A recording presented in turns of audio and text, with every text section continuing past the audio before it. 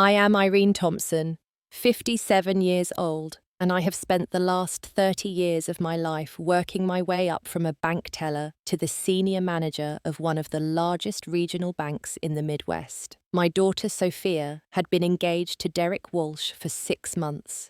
He seemed perfect on paper, successful real estate developer, charming personality, came from a wealthy family. But at their engagement party, when no one was looking, he cornered me with an ultimatum that left me stunned. "Pay $60,000 or the wedding is off," he whispered with a smirk. Little did he know exactly who he was dealing with. If you want to find out what happened next, make sure to like this video, subscribe to the channel, and let me know in the comments where you are watching from. My husband James passed away when Sophia was only 12. Cancer took him quickly, leaving me to raise our daughter alone while working full-time at the bank. Those years were difficult, but they forged an unbreakable bond between Sophia and me. I started as a teller, working extra shifts whenever possible, determined to provide stability for Sophia. While she focused on school-made friends and grew into a compassionate young woman, I slowly climbed the corporate ladder. First to loan officer, then branch manager, and finally to senior regional manager, overseeing compliance for 23 branches across 3 states. Watching Sophia graduate college with honors was one of the proudest moments of my life. She decided to become an elementary school teacher, passionate about making a difference in children's lives. Her classroom was filled with creativity and warmth, just like her personality. At 27, Sophia had built a fulfilling career, a tight circle of friends, and a small but comfortable apartment in the city. She was independent, thoughtful, and had a bright future ahead of her. Then came Derek Walsh. They met at a charity fundraiser for the Children's Hospital where Sophia volunteered on weekends. According to Sophia, Derek approached her at the dessert table, charmed by her passion when she spoke about her 3rd-grade students. He was 32, tall, with perfectly styled dark hair and an expensive watch that he made sure everyone noticed. He owned a real estate development company that specialized in luxury condominiums and had the confident demeanor of someone who had never heard the word no. When Sophia first brought him home for dinner, I tried to keep an open mind. He brought an impressive bottle of wine, complimented my home, and told animated stories about his business ventures. Sophia looked at him with such admiration that I pushed aside my initial reservations. But even during that first meeting, there were small moments that gave me pause. The way he checked his phone constantly during dinner, how he talked over Sophia several times. The subtle name-dropping of important connections and luxury brands. "Mum, he is so thoughtful," Sophia gushed after he left. "He is taking me to the symphony next weekend. He reserved box seats." Their relationship progressed quickly. Within 3 months, Sophia was spending most weekends at his downtown penthouse. By 6 months, she was introducing him to all her friends and bringing him to school events. At 9 months, he proposed with a diamond ring so large it seemed to weigh down her delicate hand. "We are getting married next June," she announced, tears of happiness in her eyes. Derek says summer weddings at the Grand Plaza Hotel are impossible to book, but he pulled some strings. I hugged her tightly, genuinely happy to see her joy, but something felt off. The timeline seemed rushed, and the Grand Plaza was the most expensive venue in the city. When I gently suggested they might want a longer engagement or consider other venues, Sophia's face fell. "Derek says waiting is pointless when you know what you want," she explained, "and his family expects a certain type of wedding. They have connections and reputations to maintain." That was the first time I noticed how Sophia had begun to defer to Derek's opinions instead of expressing her own. In the following months, I observed more concerning changes. Sophia began cancelling long-standing traditions with her friends, claiming she was too busy with wedding planning. Her colourful, creative wardrobe was gradually replaced with more conservative, expensive clothes that Derek approved of. She even started talking about leaving teaching after the wedding. Derek thinks I should work for his company's charitable foundation instead. she explained one day over coffee. He says teachers are underpaid and underappreciated. I bit my tongue, remembering how passionate my daughter had always been about education. The foundation position sounded like a way to keep her occupied with something that aligned with his image, rather than nurturing her own dreams. As a single mother who had built a career in banking, I had promised myself I would help pay for Sophia's wedding someday. I had set aside money for years building a modest but respectable fund. When we first discussed finances, I told Sophia I could contribute $30,000 toward the celebration. "That is so generous, Mum," she said, hugging me. "Derek and I will cover the rest." But as the wedding planning progressed, I began hearing about additional expenses, special upgrades, and must-have details that Derek insisted upon. Each time, Sophia seemed more anxious, caught between pleasing her fiancé and being practical. I agreed to increase my contribution to $40,000, stretching my budget considerably, but wanting to support my daughter's happiness. What I did not tell Sophia was that through mutual connections in the financial industry, I had heard rumours that Derek had been asking questions about my position at the bank, my salary range, and whether I owned significant property beyond my home. These inquiries disturbed me deeply, but I kept my concerns to myself, not wanting to cast a shadow over Sophia's engagement. Instead, I watched and waited, hoping I was misreading the situation. But with each passing week, the red flags multiplied and my daughter seemed to fade before my eyes, becoming more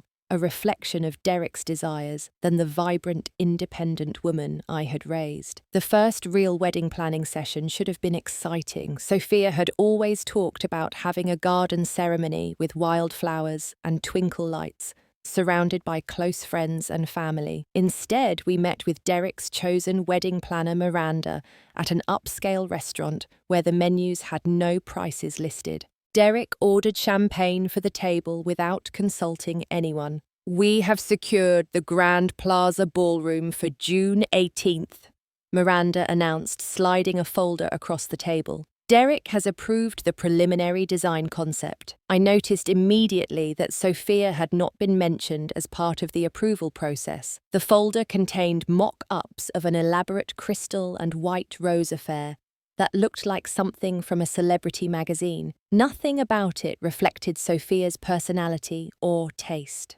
"What about the garden idea we talked about for years, honey?" I asked gently. Before Sophia could answer, Derek placed his hand over hers. "Gardens are unpredictable. Rain, insects, heat. The Grand Plaza is climate-controlled and impeccable. We have an image to maintain." Sophia smiled weakly. "The ballroom does look beautiful." As the meeting continued, Derek dominated every decision. The guest list had expanded to 300 people, most of whom were Derek's business associates and family friends. The menu featured imported delicacies at eye-watering prices. By the time we reviewed the preliminary budget, the total had soared past $150,000. "This seems excessive," I ventured carefully. "Perhaps we could find some areas to scale back." Derek's smile remained fixed, but his eyes hardened. "This is standard for my circle, Irene. We cannot cut corners or people will talk." The way he said "my circle" made it clear he did not consider Sophia or me part of it. After the meeting, I invited Sophia for coffee alone, hoping to have an honest conversation. "Sweetheart, are you sure this is the wedding you want?" I asked. "It seems so different from what you always described." Sophia stirred her coffee absently. "Derek says I deserve the best. He wants to give me a fairy tale. But is it your fairy tale or his?" A flicker of doubt crossed her face, quickly replaced by defensiveness. "You do not understand his world, Mum. There are expectations. His parents have friends flying in from Europe. We cannot disappoint everyone." 2 weeks later, I met Sophia's best friend Jessica for lunch. We had always been close, and I could tell from her tight smile that something was bothering her. "Sophia cancelled on our monthly girls' night again," she said after we ordered. "Third time in a row, she said Derek had an important client dinner and needed her there." "Has she seemed different to you lately?" I asked carefully. Jessica paused, then nodded. She hardly talks about her students anymore. Last week, she showed up with a designer purse that must have cost thousands and said it was just a random Tuesday gift from Derek. When I mentioned it seemed extravagant, she got defensive. Has she mentioned her teaching position, whether she plans to continue next year? She told me last weekend that she is not renewing her contract. Derek wants her to focus on getting settled after the wedding before considering what comes next. Jessica hesitated. Irene, the last time we properly talked, she seemed almost afraid to disagree with his plans. That is not the Sophia we know. That evening, I received a call from the wedding planner requesting an additional $5,000 for a deposit on imported flowers. When I tried to reach Sophia to discuss it, she texted back that she was at dinner with Derek's parents and would call tomorrow. She never did. Instead, Derek arranged a dinner with his family the following week. His parents, Harold and Vivian Walsh, owned several car dealerships across the state and made it clear within minutes of meeting them that they considered themselves elite members of society. Throughout dinner, they made subtle comments about Sophia's quaint career choice and my simple banking job. Banking is just pushing papers, right, Irene? Harold chuckled. Nothing like building an empire like our Derek is doing. I smiled politely, choosing not to mention that I oversaw compliance for billions in assets, or that I had helped design the very fraud detection system that protected businesses like theirs. I had learned long ago that correcting men like Harold only made them defensive and hostile. After dinner, I used my professional contacts to discreetly inquire about Derek's business standing. What I discovered was concerning. His latest development project was behind schedule and over budget. 2 investors had filed complaints about misleading financial projections. His company had taken out several high-interest loans in the past year. None of this matched the image of success he projected so confidently. When I attempted to discuss the growing wedding budget with Derek directly, he brushed off my concerns with practiced charm. Irene, this is just how things work in our world, he said dismissively. The connections made at this wedding will be worth 10 times the cost. It is an investment in our future.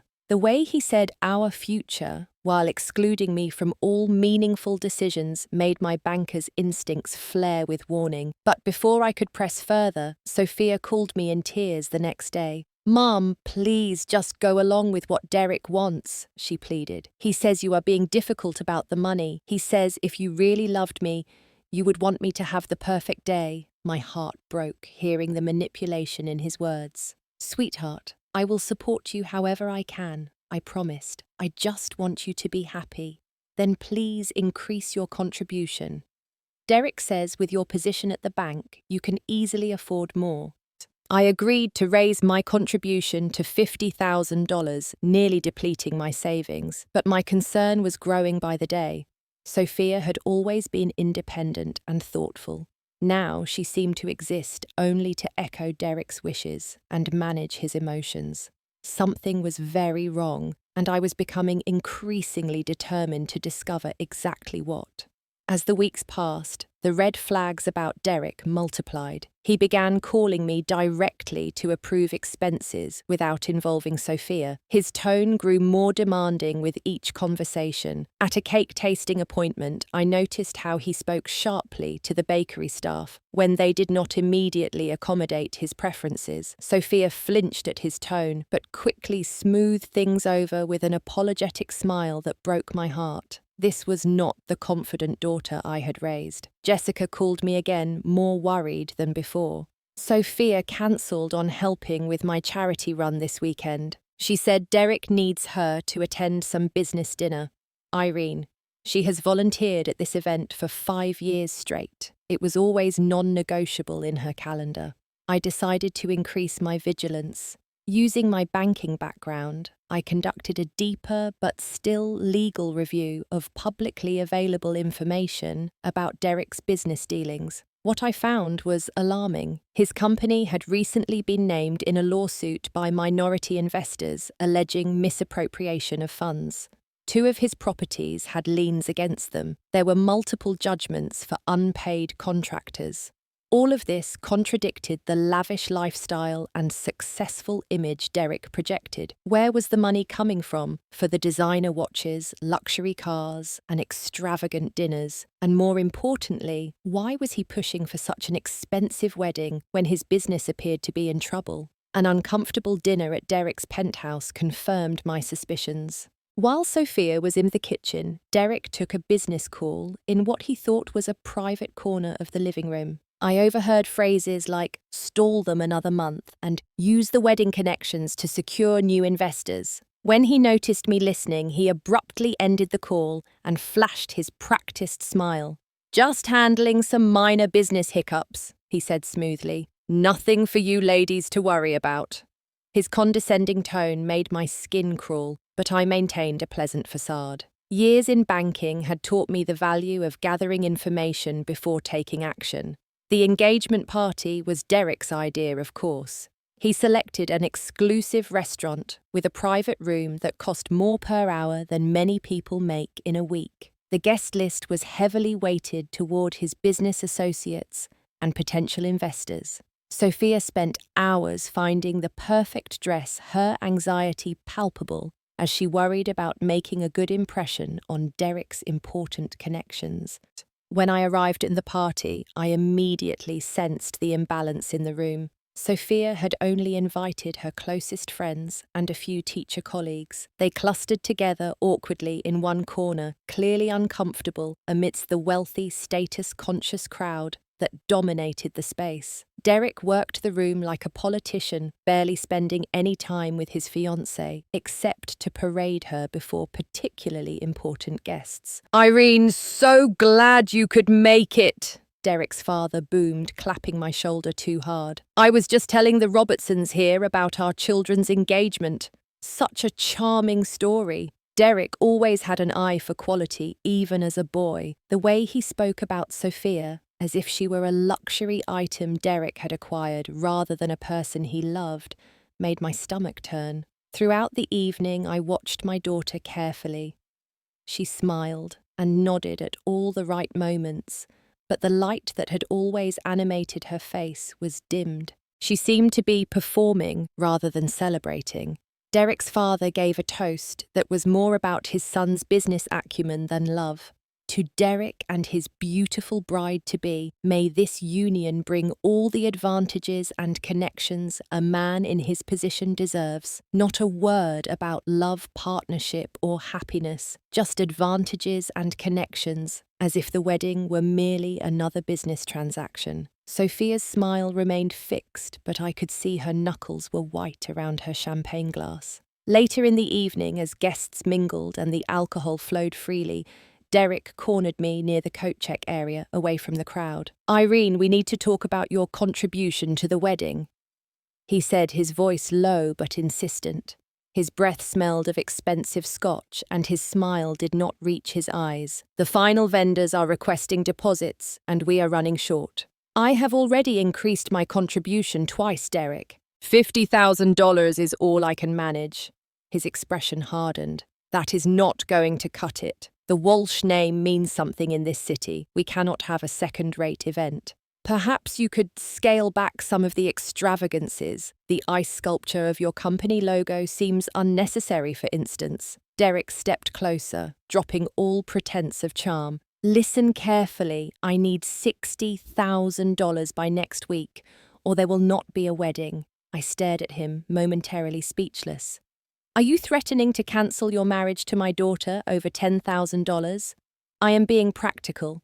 This wedding is a significant investment in our future. Certain people need to see that we operate at a certain level." He straightened his designer tie. "Surely with your position at the bank you can find the money. A small loan, perhaps." The calculating look in his eyes confirmed my worst fears. "This is not about the wedding at all, is it? This is about your financial problems." A flicker of surprise crossed his face before he recovered. "Do not be ridiculous. My business is thriving, but weddings are expensive, and as the mother of the bride, you have responsibilities. My responsibility is to my daughter's happiness, not your image." His smile vanished completely. Let me be clear. Either you transfer the full 60,000 to the wedding account by Monday, or I tell Sophia the wedding is off because her mother does not support our relationship. Who do you think she will believe, the man she loves or the mother who has always been jealously overprotective? The threat was unmistakable. He was using my daughter's love as leverage, willing to break her heart if I did not pay. I felt a cold anger settle in my chest, but I maintained my composure. I will need to think about it. Do not think too long, he warned, then rejoined the party as if our conversation had never happened. I watched him place a possessive arm around Sophia's waist, whispering something in her ear that made her laugh nervously. In that moment, I knew exactly what I had to do.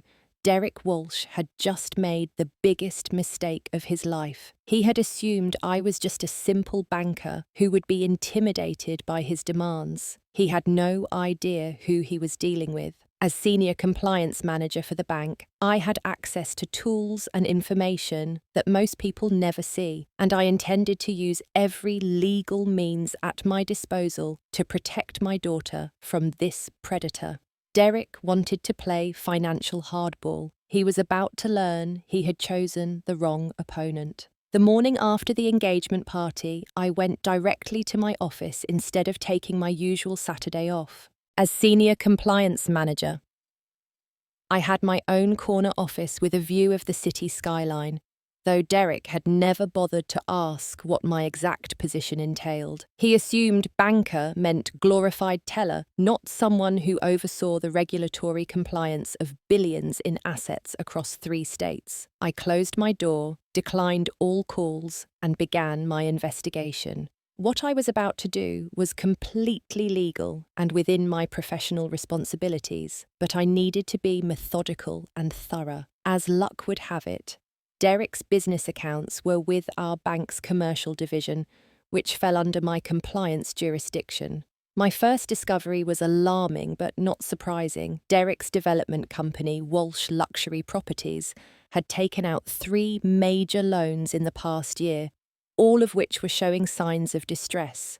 Payment histories showed increasing delays, and the most recent payment had bounced before being covered with a transfer from his personal account. Digging deeper, I reviewed the original loan applications. Derek had provided financial projections that appeared wildly optimistic compared to the actual performance of his properties. This alone was concerning but not necessarily fraudulent. People make over-optimistic business projections all the time. Then I found something genuinely troubling. Funds from a business line of credit specifically designated for completing the Westlake condominium project had been diverted to personal expenses. Designer clothing purchases, luxury car payments, and 5-star restaurant bills had been paid directly from the business account intended for construction costs.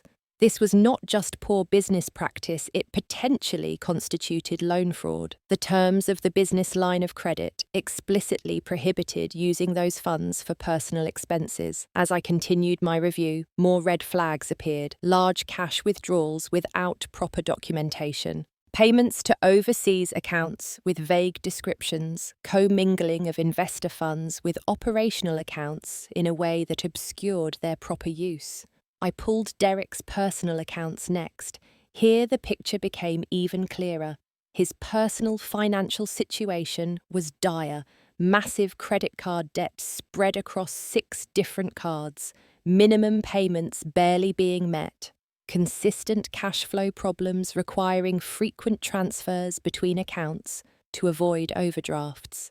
The man was living far beyond his means, using business funds to maintain a facade of wealth and success that did not exist. His apparent prosperity was nothing but an elaborate house of cards on the verge of collapse. No wonder he was so desperate for that additional $10,000 from me. He was likely scrambling to cover financial holes everywhere. Most disturbing of all was what this revealed about his intentions towards Sophia. Derek was not marrying her for love. He was looking for financial salvation. My daughter was just another asset to be acquired and leveraged. The lavish wedding was not for her benefit, but to maintain his illusion of success and attract new investors before his financial house of cards collapsed completely. By mid-afternoon, I had compiled enough documentation to warrant official action. I called Marcus Johnson, our bank's chief legal counsel and a long-time colleague. "Marcus, I need your eyes on something. Potential loan fraud and misappropriation of business funds. The borrower is Walsh Luxury Properties." "Derek Walsh." Marcus sounded surprised. "I just played golf with his father last month." "Then you will want to be especially careful that we handle this by the book," I replied. "No special treatment, no shortcuts. I am sending the file now. I need your official determination within the hour." While waiting for Marcus to review my findings, I called Jessica. "I need to ask you something important," I said. "If things go badly with the wedding, will you be there for Sophia? She may need her friends more than ever."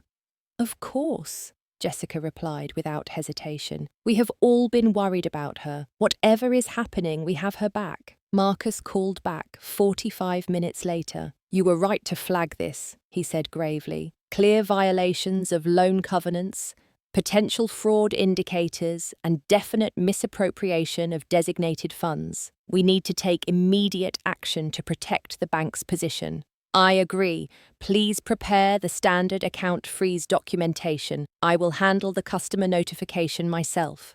"Irene, are you sure? Given your personal connection, I am acting in my official capacity as compliance manager," I interrupted firmly. "The fact that my daughter is involved makes it more important, not less, that we follow proper procedure." After hanging up, I sat quietly for a moment, letting the weight of what I was about to do sink in. Freezing Derek's accounts would effectively shut down his business operations and expose his financial deception to everyone, including Sophia. It would likely end their engagement and cause my daughter significant pain in the short term, but the alternative was unthinkable, allowing her to marry a man who viewed her as a financial transaction rather than a life partner would lead to years of manipulation and heartbreak. Sometimes the kindest thing a mother can do is prevent disaster, even if it means being the bearer of difficult truths.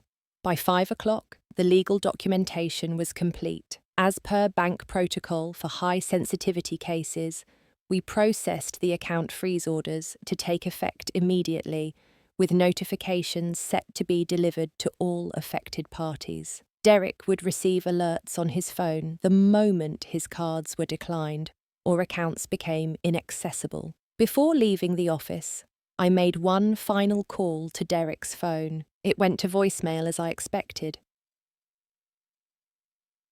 He was probably still at the engagement after party he had planned at an exclusive club downtown. "Derek, this is Irene Thompson, Senior Compliance Manager at First Midwest Regional Bank. I am calling to inform you that due to significant compliance concerns, your business and personal accounts have been temporarily frozen pending further investigation. You will receive formal notification shortly. If you have questions, you may contact our legal department on Monday morning." I kept my voice professional and calm, giving no indication of the personal satisfaction I felt. As I gathered my things to leave, my phone buzzed with a text from Sophia. "Mum, where did you go? Derek's planning an after-party at Club Azure. Everyone's asking for you." I texted back, "On my way. There's something important we need to discuss." The time for hiding behind politeness was over. Tonight, my daughter would learn exactly who her fiancé really was. And Derek Walsh would learn that underestimating a banker mother was the most expensive mistake he had ever made. I arrived at Club Azure just after 9:30. The exclusive rooftop venue overlooked the city skyline, with fire pits and plush seating areas surrounding a central bar. Even from the elevator, I could hear the music and laughter of the continued celebration. Taking a deep breath to steady myself, I stepped into the space. The first person I spotted was Sophia, standing near the edge of the rooftop with Jessica and 2 other friends from her teaching days. My daughter looked tired, but was smiling politely as she sipped water instead of champagne. I had always been proud of her sensible nature, even in celebratory settings. Derek, on the other hand, was holding court near the bar, surrounded by men in expensive suits, gesturing expansively as he told some story that had them all laughing appreciatively. His cheeks were flushed with alcohol, his movements slightly exaggerated. He was playing the role of successful businessman and generous host to perfection. Just as I started moving towards Sophia, I saw Derek reach for his phone, frowning at the screen.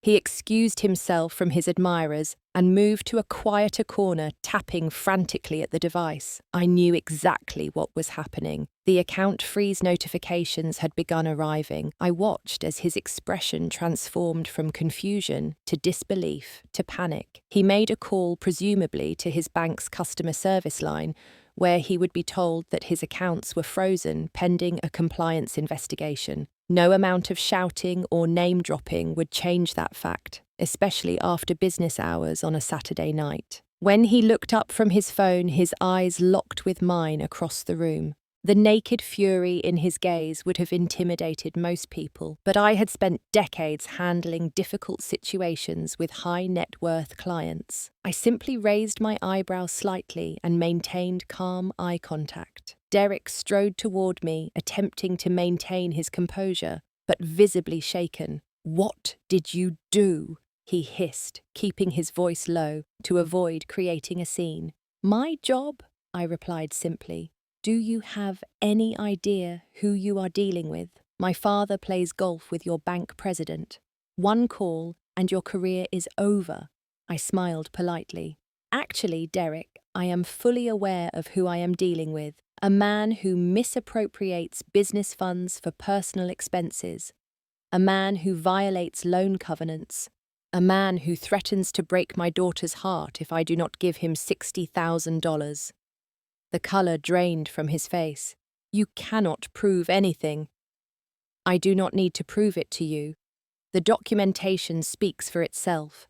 As senior compliance manager, it is my responsibility to protect the bank from exactly the kind of financial impropriety you have been engaging in." "Senior compliance manager," he repeated, his voice hollow. "Yes, not just a banker after all." I allowed myself the small satisfaction of throwing his dismissive characterization back at him. "Now we have two options. You can create a scene here, further damaging your reputation among all these important business connections you have invited, or we can handle this like adults with Sophia's feelings as our primary concern." Before he could respond, his phone buzzed again. He glanced down and swore under his breath. "My credit cards are being declined." "Yes, they would be. Standard procedure when fraud is suspected." His composure cracked completely. "You witch, you have ruined me." "No, Derek, you ruined yourself. I simply exposed the truth before you could drag my daughter down with you."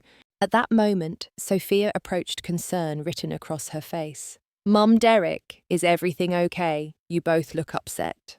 Derek immediately tried to regain control of the situation. "Your mother is trying to sabotage our wedding," he said, his voice tight with barely contained rage. "She froze all my accounts over a simple misunderstanding." "That is not quite accurate," I said calmly. "Sophia, there are some financial irregularities with Derek's business that the bank had to address. It is standard procedure, nothing personal." "Nothing personal," Derek snapped. "You did this on purpose, right after I asked for the wedding money." Sophia looked confused. "What wedding money? Mum already gave us $50,000. Derek realized his mistake too late. "It is nothing, just a small additional contribution we discussed." $60,000 is hardly small," I corrected. "And you threatened to call off the wedding if I did not pay." Sophia turned to Derek, shock registering on her face. "You did what?" Derek's demeanour changed, instantly becoming placating and gentle. "Sweetheart, your mother is exaggerating. I simply explained that we needed a bit more for the wedding we deserve. She took it the wrong way." "Actually," I said, retrieving my phone, "I recorded our conversation as I do with all potentially hostile financial discussions. Banking habit, I am afraid." This was a bluff, but Derek's panicked expression told me he believed it. "You recorded me without consent. That is illegal," he sputtered. "In some states, perhaps. Not in this one. Single-party consent is all that is required here." By now, several guests had noticed the tension and were watching curiously. Derek's father approached his expression concerned but also calculating. "What is going on here?" Harold Walsh demanded. "Derek, the bartender, says your card was declined." "Ask her." Derek pointed at me accusingly. "She froze all my accounts because she doesn't want Sophia marrying me." Harold turned to me with a dismissive glare. "I do not know what game you are playing, but this is unacceptable. I will be calling your supervisor first thing Monday morning." "You mean the bank president? Please do. I am sure he will be interested to hear your defense of loan fraud and misappropriation of investor funds." Harold's face reddened. "What are you talking about?" "Your son has been using business funds designated for specific development projects to finance his personal lifestyle," I explained calmly. "He has also provided misleading financial information on loan applications. As the bank's senior compliance manager, I am required by law to take appropriate action when such activities are discovered." The silence that followed was deafening. Harold stared at his son, who seemed to shrink under his gaze. "Is this true?" he finally asked. "Dad, she's exaggerating. There were some cash flow issues, that is all. Temporary shortfalls. Every developer deals with them. Paying for a $10,000 watch with funds specifically designated for the Westlake project is not a cash flow issue," I said. "Neither is using investor money for personal vacations and luxury car payments." Sophia was staring at Derek as if seeing him for the first time. "Is that why you insisted on such an expensive wedding to impress investors?" Derek tried to take her hand, but she pulled away. "Sophia, baby, do not listen to her. This is all a misunderstanding that we can clear up on Monday." "Then why did you demand more money from my mother? Why did you threaten to call off our wedding?" Derek's friends and business associates were now openly staring, some whispering among themselves. The carefully cultivated image he had built was crumbling before their eyes. "Let me see your phone," Sophia suddenly demanded, holding out her hand. "What? Why? If this is all a misunderstanding, then show me the notifications you received. Prove my mother is overreacting." When Derek hesitated, Sophia's expression hardened. "Show me Derek." Reluctantly, he handed over his phone. Sophia scrolled through the notifications, her face growing paler with each message she read.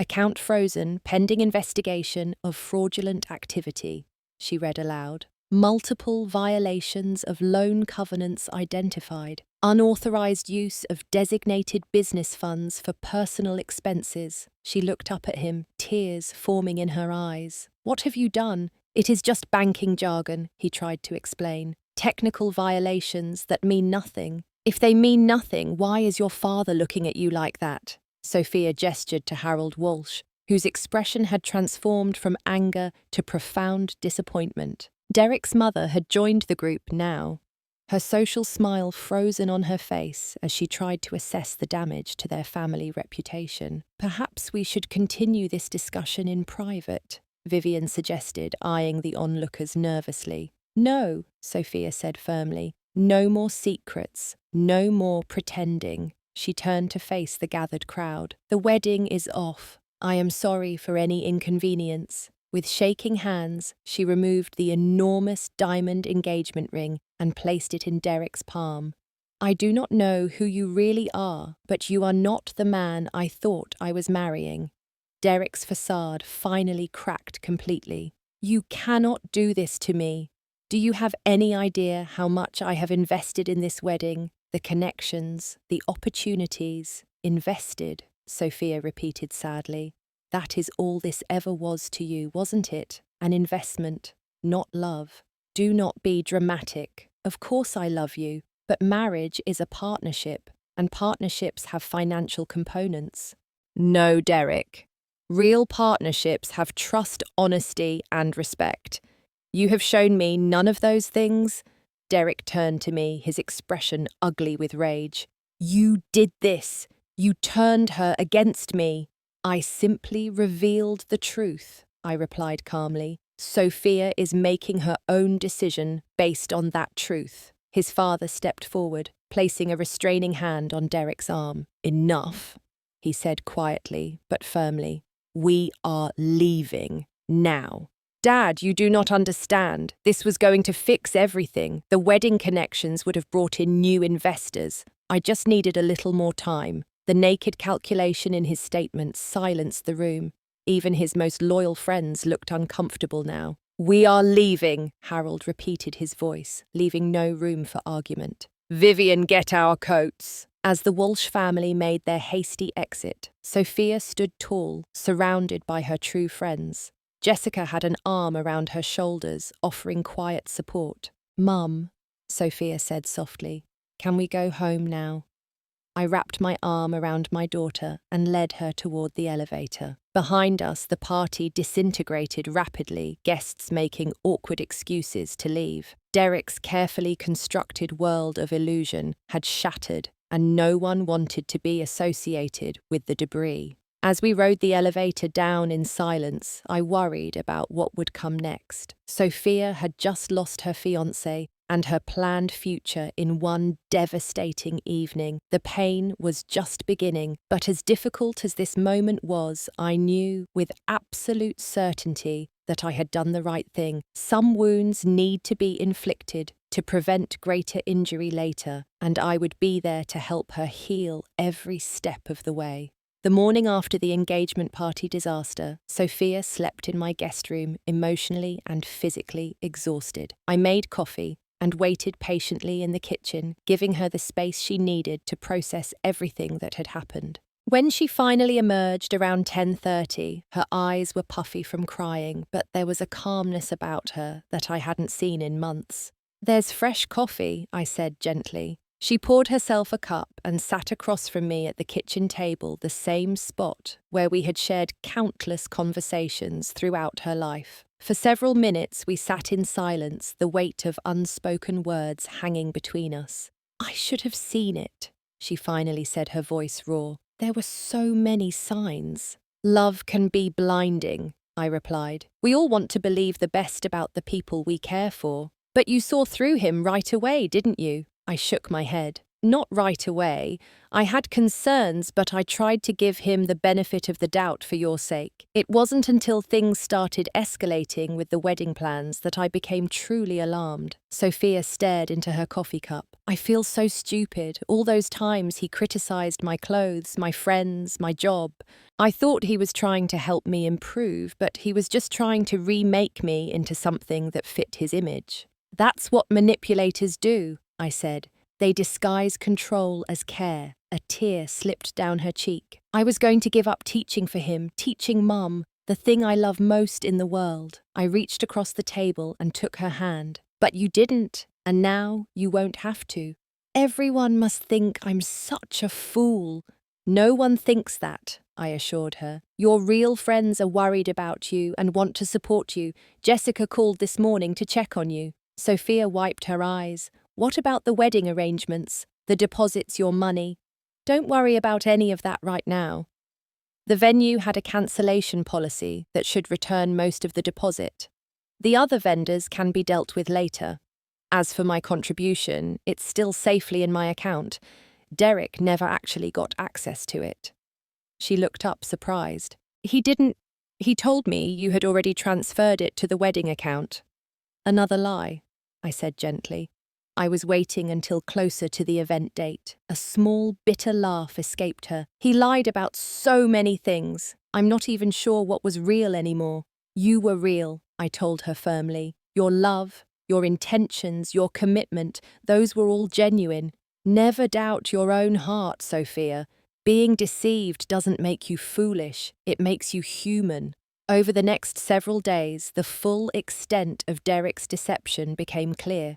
The bank's formal investigation revealed that his business was essentially insolvent with unpaid contractors and angry investors circling. 3 of his development projects had stalled due to lack of funds, and there were preliminary discussions about criminal charges for the misappropriation of investor money. Sophia spent that first week alternating between grief, anger, and relief. She cried over wedding magazines one moment and burned photos of Derek the next. I gave her space to process her emotions while ensuring she knew she wasn't alone. Jessica and her other true friends rallied around her, organizing a non-wedding shower where they celebrated her escape from a disastrous marriage rather than mourning the cancelled event. They brought funny gifts like a dodged a bullet trophy and a scrapbook titled Better Single Than Sorry. The hardest part came when Sophia had to return to her classroom and face the sympathetic looks from colleagues and questions from her students about the wedding they had heard so much about. I told them sometimes grown-ups change their minds about important decisions when they get new information, she explained over dinner one night, and that it's okay to admit when you've made a mistake instead of continuing down the wrong path. That's a valuable lesson for them, I said, and for all of us. One of my third graders asked if I was sad. I told him yes, but that sometimes being sad for a while is better than being unhappy forever. Wise words from a wonderful teacher. I smiled, feeling a surge of pride at her resilience. As weeks turned into months, Sophia gradually reclaimed the parts of herself that had been overshadowed by Derek's influence. She signed up for an advanced teaching certification program she had previously abandoned because Derek thought it was unnecessary. She reconnected with friends she had neglected and returned to volunteering at the Children's Hospital. Meanwhile, the legal consequences of Derek's actions continued to unfold. His business filed for bankruptcy, and he faced civil lawsuits from investors. His family distanced themselves publicly, though rumours circulated that his father had bailed him out of the worst financial consequences. Derek himself had apparently moved to another state, attempting to rebuild his image somewhere his reputation hadn't been destroyed. 6 months after the broken engagement, Sophia and I sat in my backyard garden, enjoying the early autumn sunshine. She looked healthy and vibrant again, the shadow that had hung over her completely lifted. I got asked out yesterday, she mentioned casually, by Mike, the new music teacher. Oh, and what did you say? I said yes, she smiled, but I also told him I'm taking things very slowly these days. That sounds wise. I'm not afraid of relationships, she continued, but I've learned to watch for the red flags instead of ignoring them and to trust my own judgment instead of letting someone else override it. That's the most important lesson of all, I agreed. Trusting yourself. She reached over and squeezed my hand. Thank you for saving me, Mum. Not just from Derek, but from losing myself. You saved yourself in the end, I reminded her. You had the courage to walk away when you saw the truth. But I wouldn't have seen it without you. I'm so grateful you didn't just stand by and watch me make the biggest mistake of my life, even when I was pushing you away. We sat in comfortable silence for a while, watching butterflies dance among the late-blooming flowers. You know what I've realized, Sophia finally said. True love, whether it's romantic or family or friendship, is about wanting what's best for the other person, not what's best for yourself. Derek only ever wanted what I could do for him, but you were willing to risk our relationship to protect me. That's what real love looks like. I nodded. It's not always easy or comfortable, but it's always honest. Looking at my daughter's peaceful face, I felt an overwhelming sense of gratitude. The pain of the broken engagement had been real, but it was temporary. The life she would have lived with a manipulative, dishonest partner would have caused years of suffering. Sometimes the most important moments in our lives aren't the grand celebrations or public achievements, but the quiet decisions we make when no one is watching. My decision to investigate Derek had been one of those moments, a choice to prioritize truth over comfort, long-term happiness over short-term peace. As mothers, we cannot shield our children from all pain, but we can teach them that they deserve to be valued for who they are, not what they can provide. We can show them that real love uplifts rather than diminishes, supports rather than controls, and always, always tells the truth. Have you ever had to make a difficult choice to protect someone you love? What happened afterward? I would love to hear your stories in the comments. And if this story resonated with you, please like, subscribe, and share it with someone who might need to hear that standing up for the truth is always worth it, even when it's painful. Thank you for listening, and remember that sometimes the greatest act of love is simply refusing to look away from reality.